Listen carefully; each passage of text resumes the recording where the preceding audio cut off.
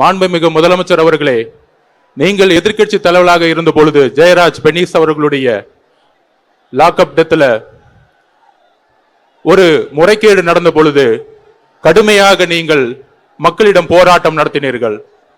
அந்த போராட்டத்தில் சிபிஐன்னு அந்த கேஸை நடத்திட்டு இருக்கும் பொழுது, அன்றைய இருந்த முதலமைச்சர் சிபிஐக்கு மாற்றும் பொழுது, சிபிஐக்கு கேஸை மாத்தினா இங்க தமிழக காவல்துறை என்ன செஞ்சிட்டு இருக்கு, இதற்கு தார்மீக பொறுப்பேற்று முதலமைச்சர் பதவி விலகணும்னு சொன்னீங்க. அந்த போராட்ட குணம் இன்று உங்களுக்கு எங்கே போனது? எதிர்க்கட்சியாக இருந்த பொழுது ஏற்பட்ட போராட்ட குணம் முதலமைச்சராக இருக்கின்ற இப்பொழுது ஏன் மனித உரிமைக்காக நீங்க பேச மறுக்கிறீங்க? எங்கிருந்து இந்த குரல் ஒழிச்சுச்சுன்னா, அஜித் குமார் அவர்கள் கடுமையான மரணம் ஏற்பட்ட பொழுது அதை ஃபர்ஸ்ட் வலிப்பு நோயால இறந்துட்டார்னு ஒரு பொய்ய சொன்னீங்க. அதன் பிறகு கடுமையான போராட்டம், எங்க தலைவருடைய அந்த அம்மாவை பார்த்துட்டு வந்த பிறகு சிபிஐ என்கொயரின்னு சொன்னீங்க. அன்றைக்கு சிபிஐ என்கொயரி தவறுன்னு சொல்லும் போது ஏன் இங்க எஸ்ஐடியை போடல? அப்ப இன்னொரு நாடகம் நிகழ்த்தினீங்க. அந்த இழப்பு ஏற்பட்ட அந்த அம்மா கிட்ட சாரிமான்னு சொன்னீங்க. உங்கள் தேர்தல் நாடகம் அங்கதான் வெளிப்பட்டுச்சு. அந்த தேர்தல் நாடகம் என்னன்னா, மதுரை ஹைகோர்ட் இந்த கேஸை எடுத்து உண்மையை வெளிக்கொண்ட பிறகு சாரி சொன்னீங்க. ஆனா அதே மதுரை ஹைகோர்ட் சொன்னுச்சு, இதுவரை 24 பேருக்கு ஏற்பட்ட மரணம் ஏற்பட்டது இருக்கே அப்படின்னு மதுரை ஹைகோர்ட்டை சொல்லும் பொழுது, அப்பொழுது எங்கள் தலைவர் ஒரு உத்தரவிட்டார். ஒட்டுமொத்தமா 31 குடும்பத்தையும் சந்திக்க வேண்டும் என்று சொன்னார். அரசியலுக்காகவா? இல்லை. இல்ல உங்களை மாதிரி ஓட் பேங்குக்காகவா? இல்லை. 31 பேரும் எந்த மாவட்டத்தில் இருக்காங்க கூட எனக்கு தெரியாது. ஆனால் 31 பேர்ல நேற்று 20 குடும்பங்களை சந்திக்கும் பொழுது ஒவ்வொரு கண்ணீரும் இரத்த கண்ணீராக மாறியது நேற்று. அதற்கு உண்மை வேண்டும். என்ன உண்மை வேண்டும்?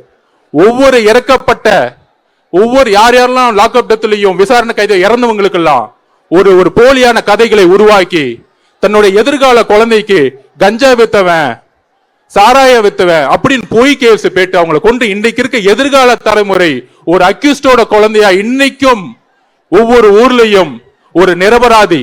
மாண்புமிகு முதல்வர்களே, ஜெய் பீம் படம் பார்த்து நீங்க சொன்னீங்க, படத்தை பார்த்து அழுகுறதுன்னு உங்க வேலை, உண்மையை பார்த்து அழுகுறதா உங்க வேலை கிடையாது. அந்த படமும் உங்க மகன் தான் எடுப்பாரு. அந்த படத்தை பார்த்துட்டு சொன்னீங்க, எனக்கு 3 நாளா தூக்கம் வரலன்னு ஜெய் பீம் படம் பார்த்துட்டு.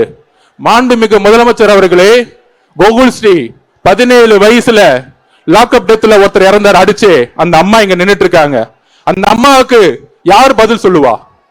17 வயசு சிறுவன் கொல்லப்பட்டிருக்கார். அதுக்கு நீங்க உடனே ஒரு நபர் கமிஷன் போட்டீங்க. யார போட்டிருக்கீங்க?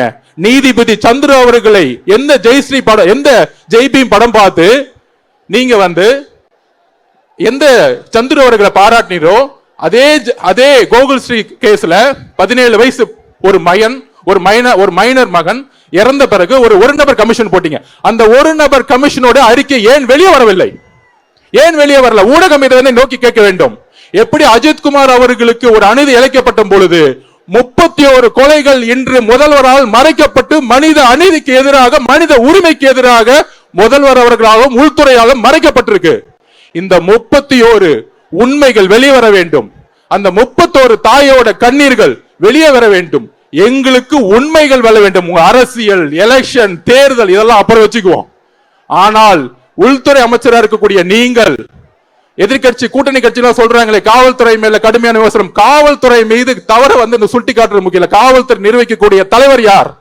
அந்த உள்துறை அமைச்சர் 31 நிரபராதிகளுக்கும் ஒரு முடிவை சொல்ல வேண்டும். முடிவை சொல்ல என்றால் எங்க தலைவர் தமிழகம் முழுவதும் மிகப்பெரிய போராட்டத்தை நடத்துவார்.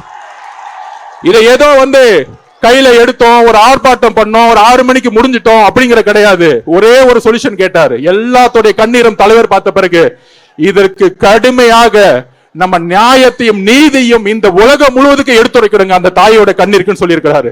அதுக்கான உடைய ஆர்ப்பாட்டம் தான் இன்று.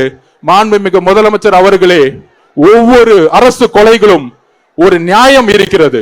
நீங்க எப்படி படம் பார்த்து சந்துரு அவர்களை பாராட்டினீங்களோ, நீதிபதி சந்துரு அவர்களுடைய அறிக்கையை இன்று இரவுக்குள் வெளியிட வேண்டும். நீதிபதி சந்துரு அவர்களே, உங்களுக்கு நீங்க ஒரு உண்மையானவர்கள் இல்லை என்றால் நீங்கள் வெளியிடுங்கள். எப்படி ஒரு மனித உரிமைக்கு எதிராக நீங்கள் குரல் கொடுத்தீங்களோ, இந்த அரசினுடைய உண்மையை வெளிக்கொண்டு வர வேண்டும். நன்றி, வணக்கம். செய்திகளை உடனுக்குடன் தெரிந்து கொள்ள கீழ்கண்ட கேபிள் மற்றும் டிடிஎச் நெட்வொர்க்குகளில் எம்நாடு செய்தி தொலைக்காட்சியை காணுங்கள். பாதகம் செய்பவரை கண்டால் நாம் பயம் கொள்ளலாகாது பாப்பா. மோதி மிதித்துவிடு பாப்பா, அவர் முகத்தில் உமிழ்ந்துவிடு பாப்பா. அண்மை செய்திகளை உடனுக்குடன் தெரிந்து கொள்ள இணைந்திருங்கள் எம்நாடு தொலைக்காட்சியுடன்.